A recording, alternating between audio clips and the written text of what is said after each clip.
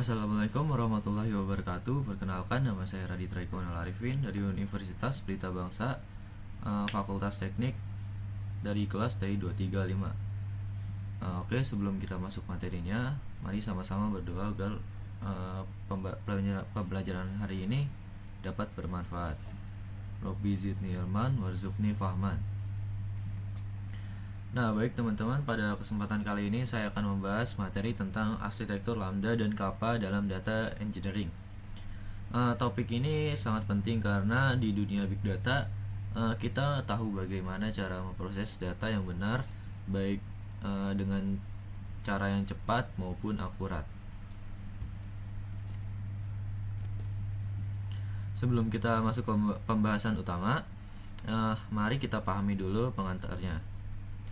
Dalam dunia data engineering, arsitektur berperan untuk memastikan data dapat diolah dan disampaikan sesuai kebutuhan. Nah, di sini ada dua arsitektur utama yang dikenal, yaitu Lambda dan Kappa. Keduanya merupakan pendekatan klasik, tapi sampai sekarang masih digunakan untuk analitik data dan monitoring. Ada satu kalimat yang menarik yang menggambarkan keduanya. Lambda melihat ke belakang untuk memastikan kebenarannya, sedangkan Kappa melihat ke depan untuk bertindak cepat. Artinya dalam dunia big data, kita butuh keduanya agar bisa melihat dengan jelas dan bertindak dengan sigap. Sekarang kita masuk ke pembahasan yang pertama, yaitu arsitektur Lambda. Secara sederhana, Lambda adalah sistem yang menggabungkan dua jenis pemrosesan data. Yang pertama ada batch processing, hasilnya akurat tapi lambat. Yang kedua ada streaming processing, yaitu hasilnya cepat tapi belum tentu akurat. Nah, Lambda ini cocok digunakan untuk data ketika data harus bisa dilihat setiap saat walaupun pemrosesan batch-nya belum selesai. Contohnya, misal seorang manajer pemasaran ingin melihat performa iklan jam 10 pagi, padahal proses batch-nya baru jalan tengah malam. Nah, dengan Lambda dia bisa melihat data sementara dari streaming, dan nanti hasilnya akan diperbarui oleh batch yang lebih akurat. Dari situ muncul satu tangan streaming itu cepat tapi kurang akurat, sedangkan batch itu kurang tapi lambat. Nah, solusi bagaimana keduanya bisa dikombinasikan, data streaming disimpan terlebih dahulu, lalu akan ditimpa oleh data batch yang lebih akurat. Setelah batch-nya selesai, dengan cara ini sistem dapat tetap bisa menampilkan data tanpa mengorbankan keakuratan. Untuk memahami alurnya, Lambda punya 3 lapisan utama, yaitu yang pertama ada speed layer, yaitu menarik data secara real time dengan latency rendah supaya hasilnya lebih cepat keluar. Yang kedua ada batch layer, menyimpan data historis dalam jumlah besar. Prosesnya memang lambat tapi hasilnya akurat. Yang ketiga ada serving layer. Lapisan ini menggabungkan dua hasil di atas. Data batch secara periodik akan ditimpa hasil speed layer sehingga hasil akhirnya tetap cepat sekaligus akurat. Nah, kalau kita lihat di ilustrasinya, data dari speed layer dan batch layer sama-sama mengalir ke serving layer. Serving layer inilah yang nanti akan menampilkan hasil gabungannya, yakni data real time yang cepat dan batch yang sudah diperbarui agar lebih akurat. Nah, jadi bisa disimpulkan bahwa Lambda memastikan pengguna tetap mendapat informasi terkini tanpa harus menunggu proses batch-nya yang memakan waktu yang lama. Oke, selanjutnya kita masuk ke bagian kedua, yaitu arsitektur Kappa. Berbeda dengan Lambda, Kappa ini menggunakan batch layer yang sama sekali semua pemrosesannya dilakukan secara real time. Kappa cocok digunakan untuk kebutuhan seperti monitoring harga saham, pengawasan infrastruktur, atau mungkin sistem alert otomatis. Nah, karena tidak perlu menunggu proses batch-nya, sistem ini bekerja lebih cepat dan sederhana.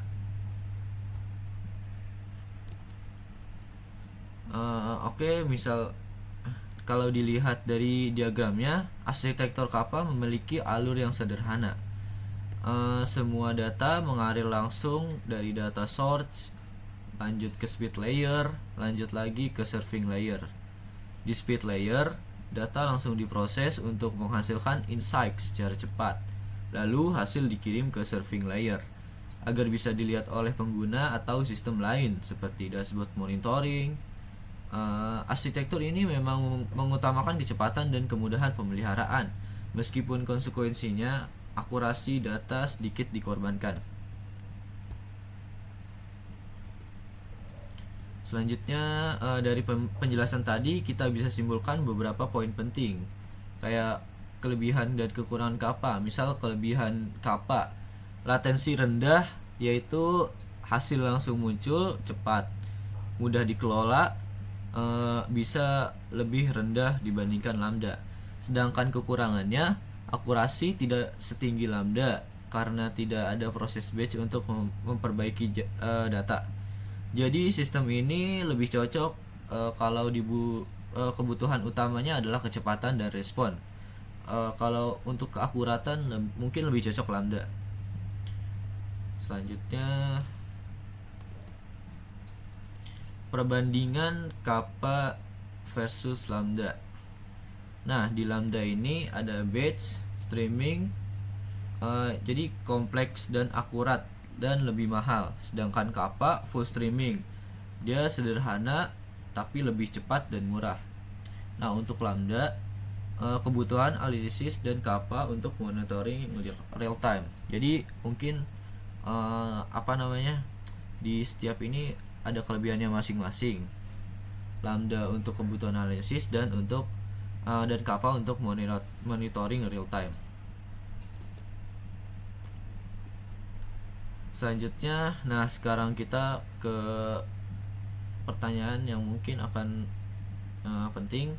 Kapan kita harus menggunakan Lambda dan kapan kita harus menggunakan Kappa? Mungkin untuk menggunakan Lambda yaitu ketika data harus akurat dan hasilnya digunakan untuk keputusan penting. Misalnya bisnis ini sangat penting, tidak bisa asal-asalan kerja. Jadi kita harus lebih mengutamakan keakuratan daripada kecepatan. Nah, untuk kapan menggunakan Kappa yaitu ketika kita butuh kecepatan pemrosesan tinggi dan tidak masalah jika akurasinya sedikit lebih rendah. Misalnya kita dikejar deadline untuk publish, jadi kita lebih membutuhkan kecepatan, tapi ya itu resikonya akurasinya lebih rendah. Jadi pilih arsitektur tergantung kebutuhan sistem yang kita bangun.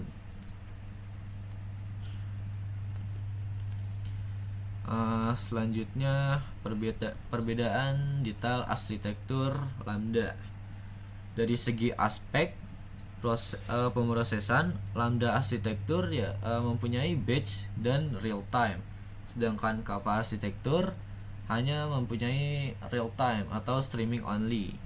Dari segi kompleksitas, Lambda arsitektur lebih kompleks, sedangkan Kappa arsitektur lebih sederhana.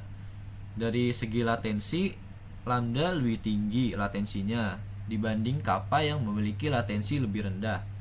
Dan dari segi akurasi dan kecepatan, di Lambda kombinasi dari akurasi dari batch dan kecepatan dari stream lebih cepat. Dan Kappa fokus pada kecepatan dengan kompromi akurasi. Jadi mengorbankan akurasi untuk mengambil kecepatan. Dan dari aspek kebutuhan infrastruktur, Lambda lebih kompleks, butuh integrasi dua sistem, sedangkan Kappa arsitektur lebih sederhana, ya cukup satu pipeline streaming.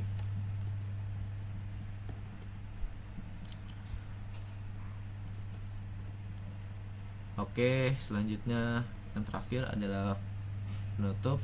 Dan untuk menutup materi kita yang dibahas sekarang, sebagai penutup, ada kalimat bagus yang tertaut dalam materi pembelajaran Big Data. Mungkin dari Lambda kita bisa belajar bahwa kesabaran dan ketelitian menghasilkan kebenaran. Dari Kappa kita bisa belajar bahwa kecepatan dan kesiapan menyelamatkan keputusan. Jadi artinya dalam dua Big Data kita harus tahu kapan perlu tepat dan kapan harus cepat. Oke, sebelumnya saya mohon maaf jika ada salah kata. Mungkin bisa kita tutup dengan doa dulu. Subhanaka wa bihamdika asyhadu an la ilaha illa anta astaghfiruka wa atubu ilaik. Terima kasih atas perhatiannya. Mohon maaf bila ada salah kata. Assalamualaikum warahmatullahi wabarakatuh.